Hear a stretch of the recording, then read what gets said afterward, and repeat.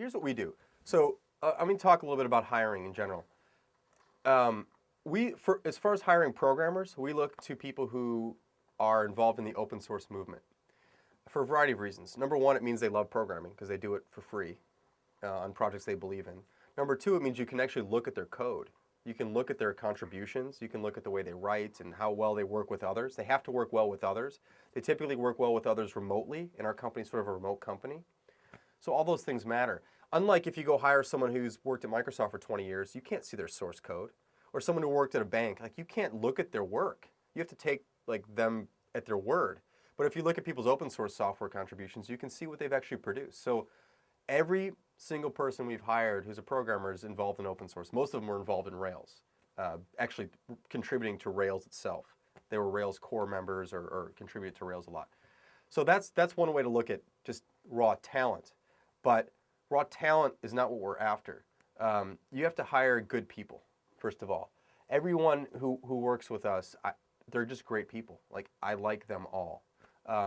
And that's super important. You got to have people you can trust. You got to have people who we like to call managers of one, people who don't need a lot of supervision.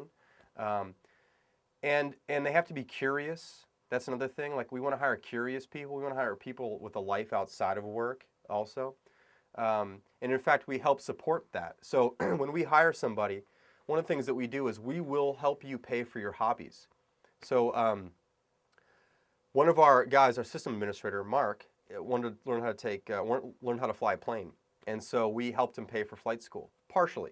And sure, we could have given him a bonus for like, I don't know, let's just pick a number, $3,000 or something, whatever our piece was. But that's not the same as saying, hey man, we want you to learn how to fly a plane because that's what you love to do. And we're gonna help you support that habit or hobby, basically. And so we want our people to be interesting. We want to let them be interesting outside of work if we can help them be interesting. So that's really important to us. And lastly, we want to hire really good writers. So writing is really important to us. I don't care what you do, you have to be a good writer. So if we're looking at multiple candidates and they're pretty equal, we're going to look at things like writing, curiosity, what they do outside of work. Those are the things that really matter to us. And I already said lastly, but I'll say lastly again. We also don't care where you live. And so I think this is one of the reasons people have a hard time finding people to hire. They're like, we're looking for someone in Kansas City. That's going to probably be kind of hard to find great people in Kansas City. There are some, certainly, but there aren't like thousands and thousands of great programmers in Kansas City. But if you're fixed on geography, then you're closing yourself off to great talent. So we hire people all over. One of our best programmers is in Idaho. One of our system administrators is in North Carolina. One of our other programmers is up in Ottawa. One of our other system administrators is in Spain. One of our good designers is in Oklahoma City. Like, I don't care where people live. Doesn't matter. As long as they're comfortable working for us remotely and we get to see them often enough, a couple times a year at least, we bring them in.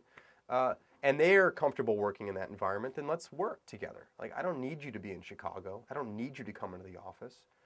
So that's another thing. I think being open to just hiring the best talent you can find, the best people you can find wherever they are, will really allow you to find, because there's lots of people out there. There might not be a lot of people on your block, but there are a lot of people out there. So be open to that.